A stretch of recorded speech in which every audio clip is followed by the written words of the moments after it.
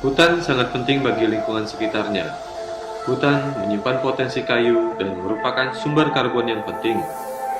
Hutan memperbaiki lingkungan melalui udara segar, menyediakan air, dan merupakan rumah bagi satwa.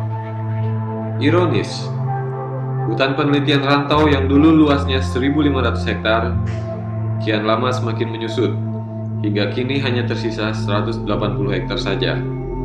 Tergerus aktivitas penambangan batu bara yang semakin marak.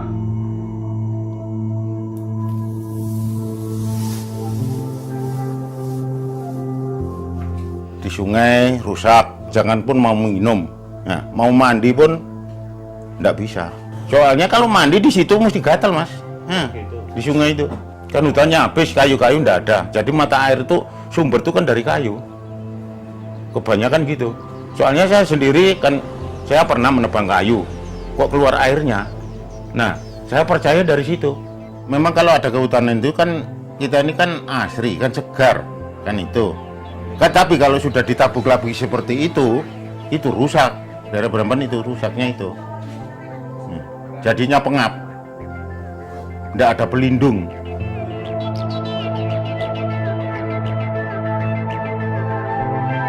What about the forests?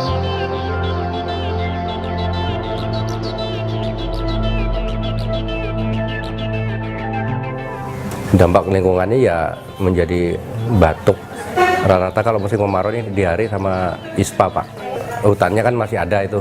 Tapi kalau kita masuk di area tambang itu terasa perbedaannya, Pak.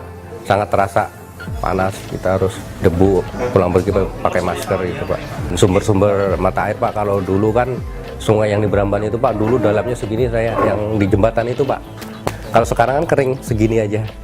Sumbernya sangat menyusut, sumber air itu aja yang sangat dirasakan.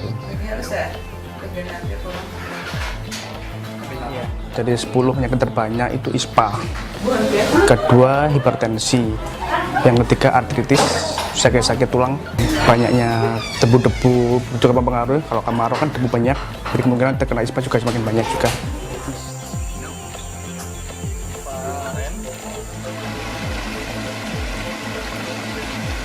Dengan adanya hutan-hutan yang ada di sini memang memberikan dampak yang baik untuk kualitas hidup masyarakat di Desa Beramban.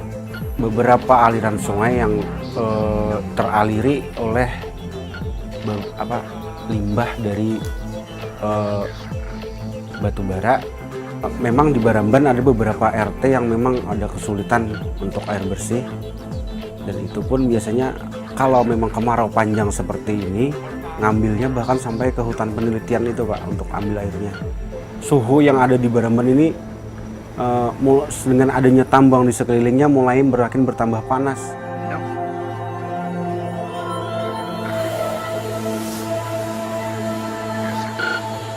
Perubahan iklim telah menjadi isu global dunia.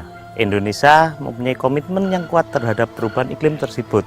Hal ini dapat dilihat dari pertama, ratifikasi Protokol Kyoto menjadi undang-undang termasuk penurunan emisi gas rumah kaca sebesar 26% pada tahun 2020. Sektor kehutanan mempunyai kontribusi yang besar terhadap perubahan iklim tersebut. Hal ini karena pertama, sektor kehutanan itu sebagai sumber penyimpan karbon yang besar termasuk juga sumber keanekaragaman hayati. Simpanan karbon merupakan indikator kualitas lingkungan. Hal ini karena semakin besar simpanan karbon akan menyebabkan kualitas lingkungan tersebut semakin baik. Besarnya potensi simpanan karbon berkaitan erat dengan tipe penutupan lahan, sehingga perubahan penutupan lahan akan menyebabkan perubahan simpanan karbon tersebut.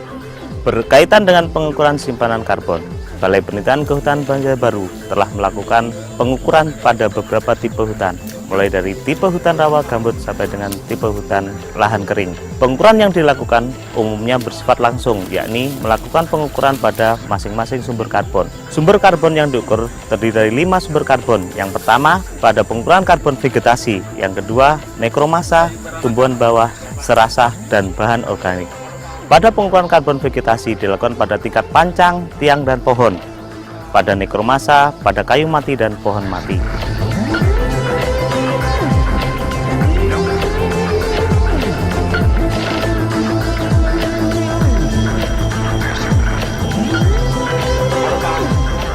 hutan penelitian rantau mempunyai potensi simpan karbon yang besar, terdiri dari 5 penutupan lahan. Yang pertama, hutan sekunder, hutan tanaman, alang-alang, semak belukar, dan lahan kosong. Pada kelima tipe penutupan lahan tersebut, hutan sekunder mempunyai potensi simpan karbon terbesar, sehingga perubahan potensi hutan sekunder akan menyebabkan perubahan yang besar terhadap simpanan karbon tersebut.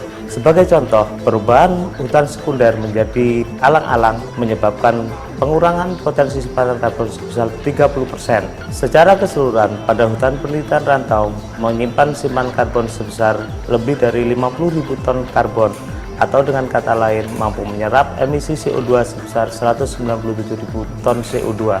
Jika dihitung dengan rupiah, dengan luasan 180 hektar, hutan penelitian rantau mempunyai nilai lebih dari 71 miliar rupiah. Manfaat hutan penelitian rantau bukan hanya dari nilai dan potensi karbon semata, masih banyak potensi lain yang terkandung di dalamnya. Sumber keanekaragaman hayati salah satu potensi yang terkandung di dalam hutan penelitian rantau. Mari kita jaga dan lestarikan hutan kita.